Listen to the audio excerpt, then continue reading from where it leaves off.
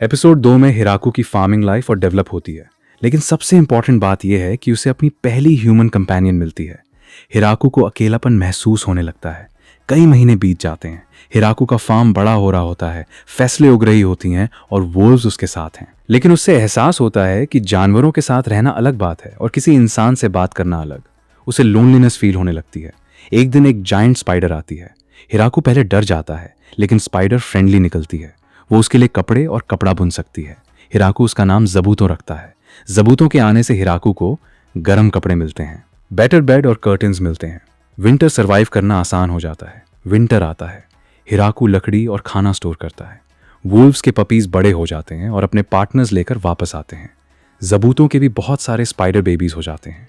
अब फार्म में रहने वाले क्रीचर्स की संख्या बढ़ जाती है, इसलिए हिराकू और ज्यादा फार्मिंग करने लगता है। एक दिन वुल्व्स और स्पाइडर्स अलार्म देते हैं। जंगल में उन्हें एक कमजोर लड़की मिलती है जो स्पाइडर वेब में फांसी हुई होती है। जब हिराकू उसकी मदद करता है तो वो उसका खून पीती है और अपनी असली एडल्ट फॉर्म में आ जाती है। उसका नाम रूरुरुशी या लू/LULUCY होता है और वो एक वंपायर है। रू बताती है कि वो मेडिसिनल प्लांट्स पर रिसर्च करती है। कुछ लोग उसकी रिसर्च चुराना चाहते थे, इसलिए वो भागकर डेंजरस फॉरेस्ट ऑफ डेथ में छुप। उससे हैरानी होती है कि हिराकू इतने डेंजरस फॉरेस्ट में अकेले रहता है। वोल्व्स को टेम कर चुका है, इतनी सारी वेजिटेबल्स उगा रहा है।